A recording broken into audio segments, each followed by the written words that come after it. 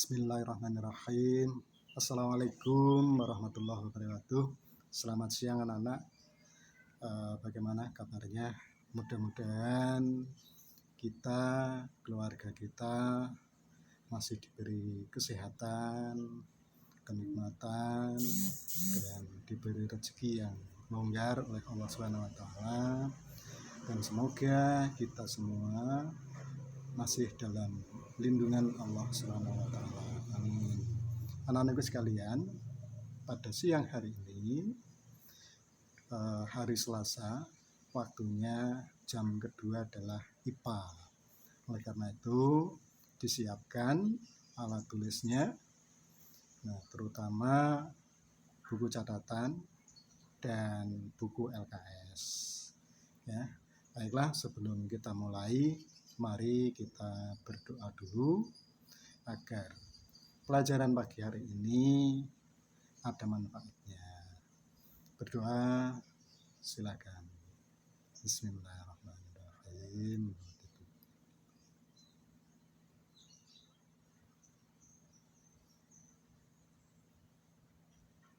Berdoa selesai. Baiklah anak-anak, mari kita mulai pada pertemuan kali ini. Pertemuan kali ini kita akan membahas melanjutkan bab 3 kemarin, yaitu perubahan materi. Nah, kalau kemarin sifat-sifat zat itu ada dua, yaitu sifat fisika dan sifat kimia. Nah, sekarang ada perubahannya. Perubahan materi ini juga dibedakan menjadi dua. Yang pertama yaitu perubahan fisika. Yang kedua perubahan kimia. Jadi di sini di LKS juga ada. Lalu apa yang dimaksud dengan perubahan fisika? Perubahan fisika yaitu perubahan zat yang tidak menghasilkan zat baru. Jadi kalau dia diteruskan, dia akan kembali ke bentuk semula. Atau kandungan zatnya masih sama dengan kandungan zat semula. Jadi tidak menimbulkan zat baru. Kemudian perubahan kimia yaitu perubahan zat yang menghasilkan zat baru. Contohnya ini ya, misalkan kertas kita bakar jadi abu. Nah, kertas dengan abu sudah berbeda, maka abu ini merupakan zat baru. Kemudian besi dibiarkan akhirnya berkarat. Nah, ini juga merupakan perubahan kimia. Karat kandungannya tidak sama dengan besinya.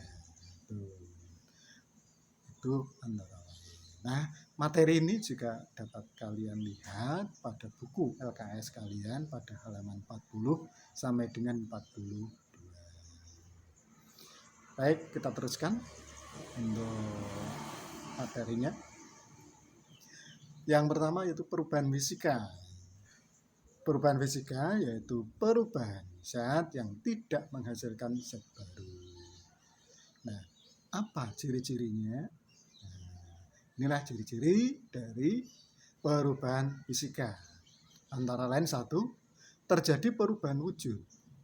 Contohnya es mencair, jadi dari es ke air. Kandungannya tetap sama, yaitu air. Air membeku menjadi es. Ini juga perubahan fisika. Kemudian terjadi perubahan ukuran. Kalau tepung dengan beras itu kandungan zatnya sama. Nah, tetapi bentuknya yang berubah. Beras dengan tepung ukurannya yang berbeda. Kemudian perubahan volume. Nah, kita lihat pada pemuaian kaca jendela. Ini merupakan perubahan fisika. Kemudian terjadi perubahan bentuk. Contohnya kayu kita potong-potong menjadi bentuk kursi, bentuk meja, dan sebagainya. Tadinya gelondongan besar, sekarang menjadi kecil. Ini juga merupakan perubahan fisika. Terjadi pelarutan. Pelarutan apa? Sudah dijelaskan yang kemarin. Contohnya pembuatan sirup. Terjadi perubahan bentuk energi. Nah, ini contohnya lampu menyala. Energinya berubah. Berikutnya perubahan kimia, yaitu perubahan zat yang menghasilkan zat baru seperti yang saya contohkan tadi. Kertas dibakar menjadi abu. Kandungan zat pada kertas berbeda dengan pada abu. Nah, apa ciri-cirinya? Terjadi perubahan warna. Kertas tadi warnanya putih, setelah dibakar menjadi abu. Terus gula dibakar, rasanya tadi manis, kalau dibakar rupanya jadi ireng, terus dirasanya pahit. Kalau ingin mencoba, gula kamu taruh di dalam sendok, kemudian kamu bakar pada lampu kecil ublik ya. Nanti gulanya akan mencair, akhirnya menjadi gosong. Ini terjadi perubahan warna, juga terjadi perubahan rasanya, perubahan suhu. Jelas di sini terjadi endapan atau terbentuk endapan. Kemudian pembakaran sudah dijelaskan tadi. Peragian membuat tape, kandungan telo atau ketan dengan tape itu sudah berbeda. Terjadi proses kerusakan atau korosif, contohnya yang itu tentang perubahan dunia. Baik, selanjutnya reaksi kimia. Apa reaksi kimia? Reaksi kimia yaitu satu zat atau lebih berubah menjadi satu zat atau beberapa zat baru. Nah, itu reaksi kimia. Nah, secara umum reaksi kimia dituliskan sebagai berikut di sini. Nah, di sini ada A plus B atau A bereaksi dengan B akan membentuk C dan D. Nah, A dan B yang sebelah kiri itu merupakan reaktan atau pereaksi. Sedangkan yang sebelah kanan ini disebut sebelah kanan ya. Sebelah kanan itu hasil reaksi. Ini adalah reaksi kimia secara sederhana. Contohnya apa? Nah, contohnya ini.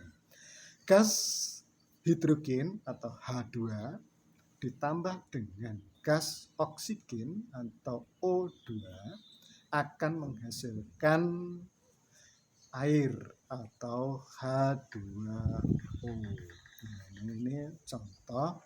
Jadi H2 dan O2 itu merupakan reaktan. Nah, hasil reaksinya apa? Air H2O. Nah, kemudian ini persamaan reaksi tadi kita bahas dalam reaksi kimia antara reaktan kiri dengan hasil reaksi kanan ini harus setara atau harus sama. Apanya yang sama? Jumlah unsur-unsurnya. Nah, bagaimana kalau tidak sama? Nah, itu harus kita tambahkan koefisien. Koefisien itu angka yang ada di depannya unsur kimia, baik yang reaktan maupun yang hasil reaksi atau produksi. Baik kiri maupun kanan harus sama jumlahnya. Nah, kita lihat contoh tadi. H2 ditambah O2 berarti pada reaktan unsur H-nya ada 2 yaitu H2. H2 nek ngene iki berarti miliknya depannya ya. Jadi kok H2 berarti 2 itu miliknya depannya. H2O berarti H2-nya ini miliknya H. Ya. H2 berarti pada reaktan H2 berarti unsur H ada 2. Kemudian plus O2 berarti unsur O-nya ada 2. Nah, baik itu pada reaktan. Kemudian pada hasil reaksinya unsur H ada berapa? H2O berarti H-nya ada 2, O-nya ada 1. Saya ulangi. Angka di belakang itu miliknya huruf yang ada di depannya. Contoh H2O berarti 2 itu miliknya H. Maksudnya apa? Hanya ada 2. O-nya piro? 1. Nah, karena di sini O di reaktan ada 2, O di hasil reaksi 1, berarti ini belum setara. Nah, bagaimana agar setara? Ya harus kita buat setara, kita beri koefisien. Nah, caranya bagaimana? Nah, ini kita lihat pada perubahan persamaan reaksi tadi. Nah, ini tadinya demikian. Nah, terus kemudian, setelah saya tambah warna merah, berarti H di reaktan ada 4, yaitu 2 merah kali 2 yang belakangnya H.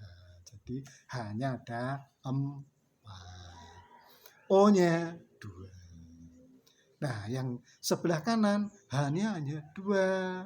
Nah, berarti belum sama lagi. Nah, saya tambahkan dengan angka 2. Berarti itu hanya 4. Dari mana? 2 kali 2, 4. Nah, O-nya berapa? 2 kali O. O ini yang siji, berarti 2 kali 1 sama dengan 2. Nah, angka 2 yang berwarna merah inilah yang disebut dengan koefisien. Nah, jadi nambahnya tidak boleh di belakangnya aja, jadi harus di depannya. Koefisien.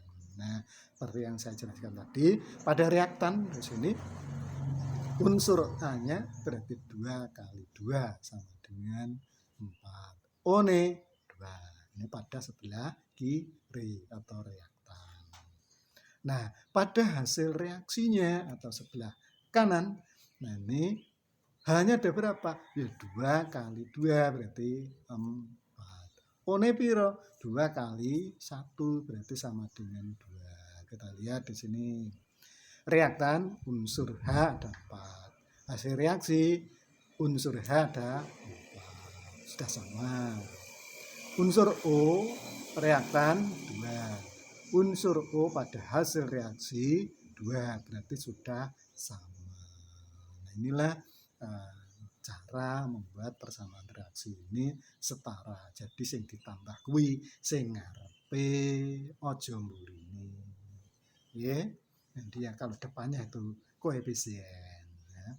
Bapak ben enak saya beri O-nya, saya tambah di belakangnya 2, H2O2. Sudah sama orang ngono kuwi. Oke, jadi yang boleh ditambah itu pada koefisien atau yang ada di depannya. Kalau ingin tahu di situ yang 2 yang berwarna merah itu adalah koefisien. Nah, jadi setelah ditambah koefisien maka persamaan reaksi ini sudah setara. Nah, demikian anak-anak untuk pertemuan kali ini. Nah, berikutnya tugas. Nah, tugas ini harus kamu kerjakan di buku kumpulan tugas.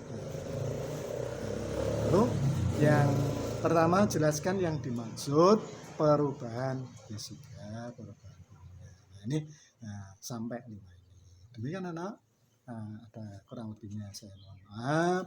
Akhir kata, wassalamualaikum warahmatullahi wabarakatuh. Tetap semangat.